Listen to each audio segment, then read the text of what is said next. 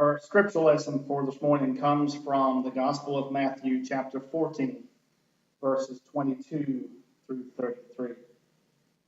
Immediately he made the disciples get into the boat and go on ahead to the other side, while he dismissed the crowds.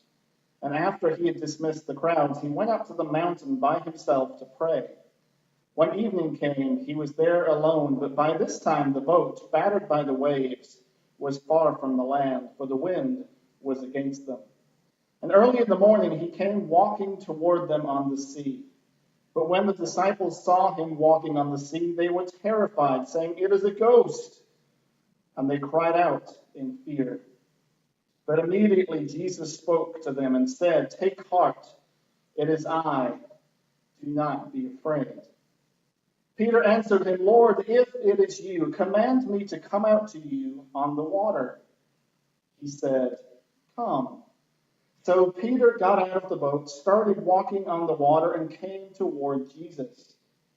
But when he noticed the strong wind, he became frightened, and beginning to sink, he cried out, "Lord, save me." Jesus immediately reached out his hand and caught him, saying to him, "You of little faith, why did you doubt?" When they got into the boat, the wind ceased, and those in the boat worshipped him, saying, "Truly, you are the Son of God." The word of God for the people of God. Thanks be to God. Over the past few years, I have grown strangely addicted to a show called The Blacklist. It stars James Spader as Raymond Reddington, this master criminal, this brilliant fugitive who leads the FBI to any number of other fugitives, these big-name criminals that live in the underworld that nobody else really sees or hears of, but yet when things in the world happen, Raymond seems to know who is behind it. It's one of those shows that I'm drawn to because it requires us to pay attention to the details. It requires us to think beyond what's in front of us, beyond those obvious things that we can see and we can hear.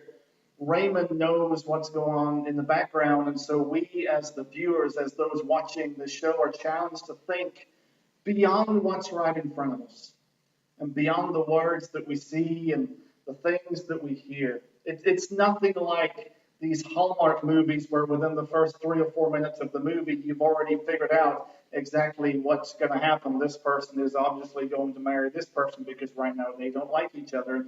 This person's engaged to this person, but that's clearly not going to last. The Blacklist challenges us because there are twists and there are turns, and just when you thought you had it all figured out, there's one more twist. And so this morning we find ourselves in what seems like familiar territory. Jesus is walking on the water. We've heard this story before, and he calms the storm and invites Peter to come to him. It's a story that many of us have grown up with, but much like the Blacklist. There are parts of this story that if we take them for granted, if we just see what's in front of us and we hear the words that are spoken, we miss what lies behind these familiar stories, and we miss the point.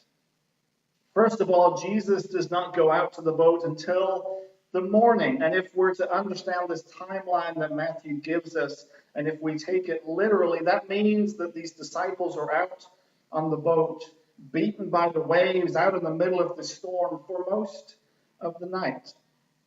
And so when Jesus arrives, they're confused. They think Jesus is a ghost. They're scared, and their disbelief now becomes fear. And after several hours in a wooden boat bobbing up and down on the lake in the middle of a storm, I'm sure most of us would probably begin to wonder what we believe as well. Second, even when Jesus responds, "Take heart, it is I," they know who Jesus is. Surely they recognize him. And Jesus says, "Surely it is I. Do not be afraid." And even then, Peter responds with the words, "If it is you, if it is really you, then command me to come out onto the water. Command me to do what you are doing."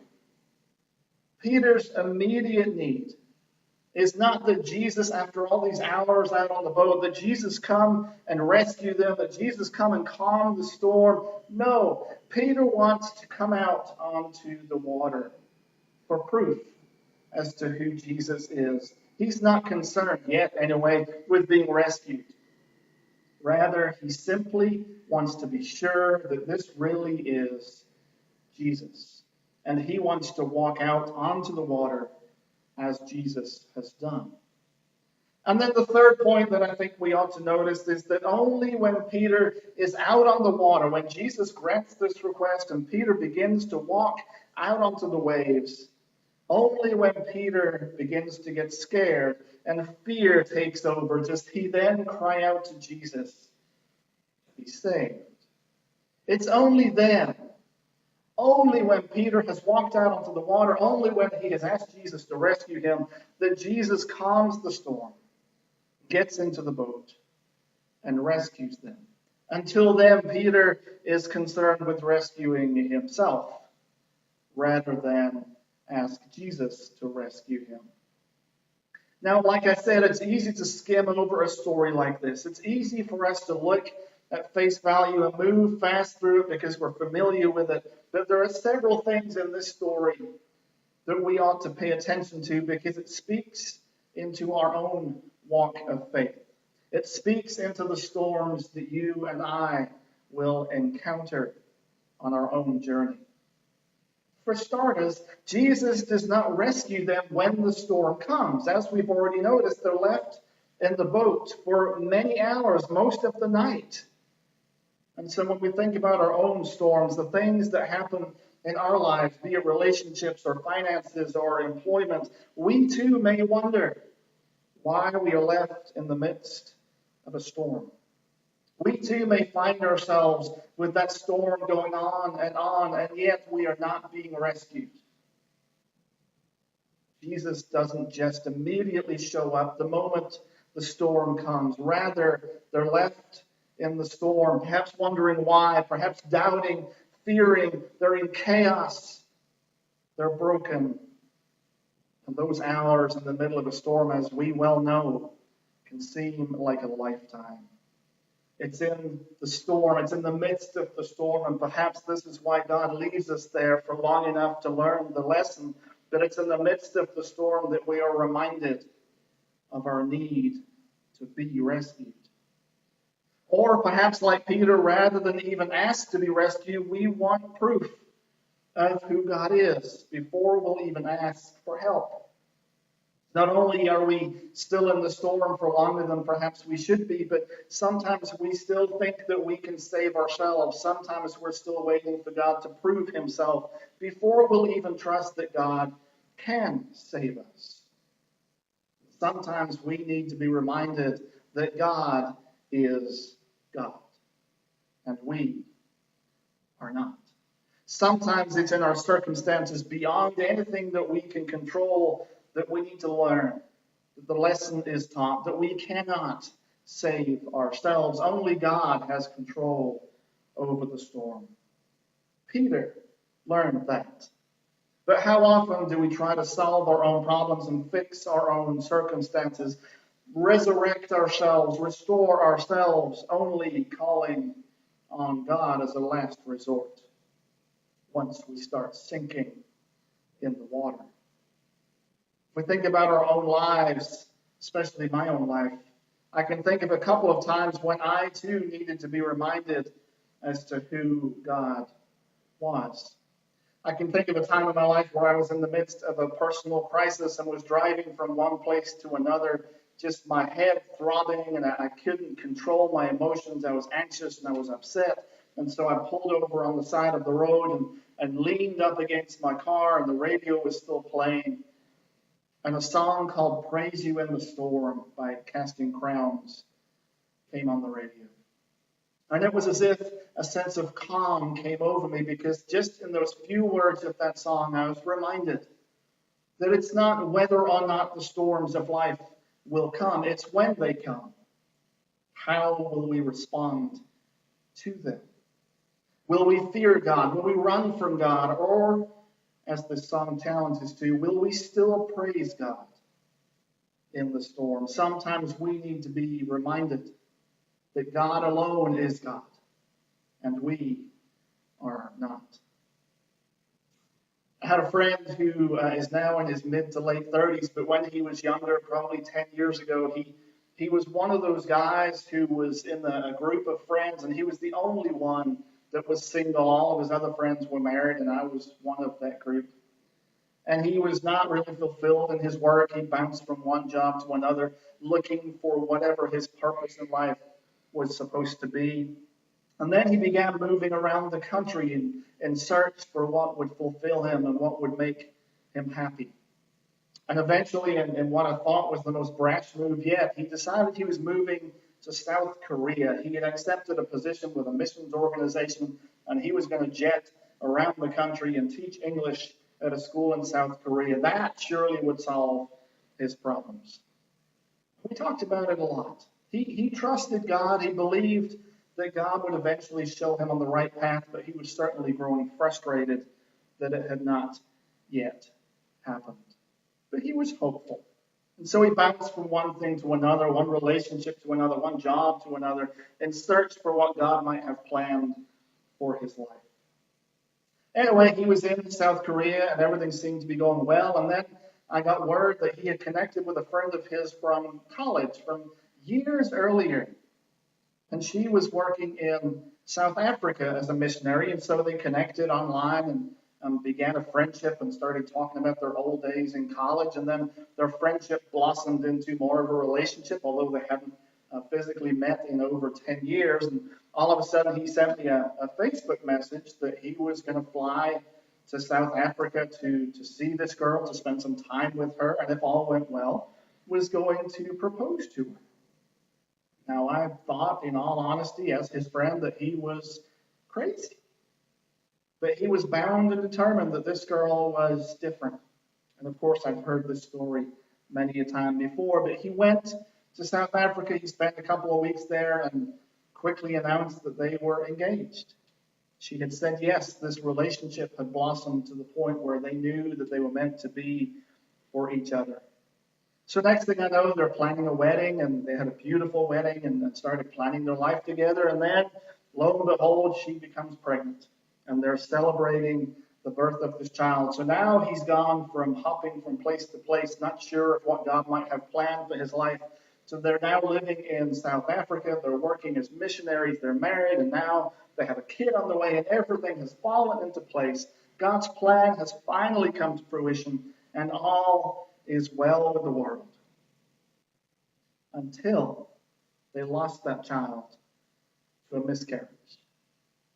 Now, I reached out to him and asked him, given his past and given all that he had gone through, I asked him if he was okay, how he was dealing with that. And he said, we're okay. We're sad, but we're okay because we know he's in a better place. And if God decides to bless us with another child, then we know that God will watch over us and we know that God will take care of us. But until then, we're okay. Well, he recently came to visit here in the U.S., and I discovered that she was pregnant again. And so we celebrated, and they're cautious, but they're optimistic, and they believe that God has a plan for them, that God is blessing them, that God is watching over them. But it's a reminder for all of us in the midst of the storms that will come, that we are to trust, even if that means we might question, we might doubt, we might be afraid. We might not be sure of God's plan. We might not even sure who God is. But we trust that God's plan for us is good. And ultimately that God will rescue us from the storms that life will bring. I often wonder in this story from the Gospel of Matthew if Jesus anticipated when he walked out to the boat exactly what their response would be. Did he know that this would be a teachable moment? Did he know that he would go out and Peter would say, "Is it really you?" and bring me out onto the water? Did Jesus know all of this? Or was Jesus anticipating walking out into the water and them to applaud and praise him and worship him and for him to calm the storm? I'm pretty sure Jesus knew this was going to be a teachable moment for his disciples, but also for us. That in the midst of storm, the strongest of faith can become doubt. But we need to be reminded that even in the storm, God is still God. Even when every voice around us tells us something different. We live in a world where technology and medicine is advancing so fast that we often can't even keep up, but we don't need to look very far to be reminded of our humanness. That people will still get sick, children will still be diagnosed with incurable diseases, accidents will still happen, and bad things will still happen to good people. Just last week, we were reminded of this in the 3 Boy Scouts who went out onto the boat as part of a weekend retreat, just having fun with their friends out in the country, and they hit an electrical wire with the mast of their boat, and all 3 were killed. We're reminded frequently of our humanness, that the storm will come. The question is, how will we respond when the storm comes? Because we know we have options. We could simply walk away from our faith. We could simply say that we are done with this whole God thing. After all, what kind of God would allow these things to happen? Why won't God just provide this perfect place where nothing bad ever happens? Or if it does, God immediately rescues us from any real harm. Or maybe we can just search and look for and find some other source of happiness that will get us through those difficult times. We can find other ways of dealing with these crises that happen in our lives other than turn to God. There are other things that we can do, and many of us have tried. There are other ways of relieving the pain that this world will bring to us, but God reminds us in this story to hold on, trust, and keep moving forward. It's not by accident that Peter's faith is central to this story, because Peter is not sure who Jesus really is. He wants proof. If you are the Son of God. Now, it's really interesting that later in Matthew's Gospel in chapter 16, it's Peter that turns to Jesus and says, "You are the Messiah, the Son of the living God." It's Peter that Jesus chooses to build his church upon. It's Peter that he says, "You are the rock upon which I will build." It's also the same Peter that demanded proof out on that boat. It's the same Peter that said, "If you're the Son of God." This is the story of Peter. He has moments when he trusts beyond any doubt, and he has moments when he's very human. For example, when Jesus turns to him and says, "You will deny me 3 times." And we know how that story plays out. He does. But we also learn in the Gospel of John that Peter is redeemed by the risen Christ out on that beach after Jesus is resurrected. He restores Peter. He doesn't come forward and condemn. He doesn't come forward and judge. He doesn't come forward and point the finger. Jesus offers his grace. And so he does with us. Even in those moments when we are very, very human, even in those moments when we crash and burn and hit rock bottom, God still reaches out to rescue us.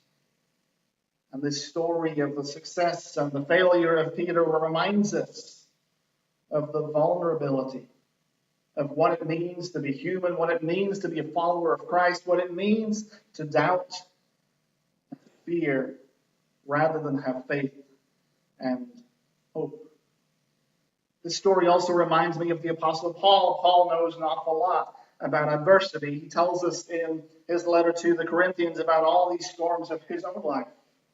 When he was shipwrecked, when he was starving, when he was naked, when he was beaten, when he was humiliated in prison, the list goes on and on. But yet, towards the end of his life, Paul tells us that he has finished the race and has kept the faith. He had every reason to turn away. He had every reason to doubt, and I'm sure at some points he did. But we know that God is a God who rescues, and Paul surely is reminded in his faith and his journey in the events that take place through the encouragement of other people around him. He is reminded that God will rescue him. That is the business that God is in. In the 1992 Olympic Games in Barcelona, there was a British athlete named Derek Redmond who was competing in the 400 meters. Now, 4 years earlier, in 1988, because the Olympics are held every 4 years, he had suffered an injury, and despite all of his training and qualifying and all the stuff you have to do for the Olympics, he didn't get to run in the Olympics because of that injury. And so this race in 1992, this goal to make the gold medal, was something that was several years in the works. And he made it through the qualifying rounds just fine and got into the semifinal of the Olympic Games. The crowd is huge. The anticipation is building up. The starting pistol goes off, and as they make their way around the track, Redmond is in great shape to qualify for the final and continue with his dream of a gold medal. That is until he turns the final bend and his hamstring snaps. He falls to the ground in excruciating pain.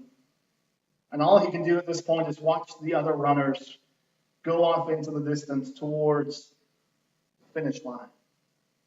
Now, Redmond stays there for just a few seconds and eventually picks himself up and begins to hobble around the track. And then a man jumps out of the crowd and goes through some barricades, and some officials are trying to stop him, but he makes it onto the track and puts his arm around Redmond, and they begin to limp along together.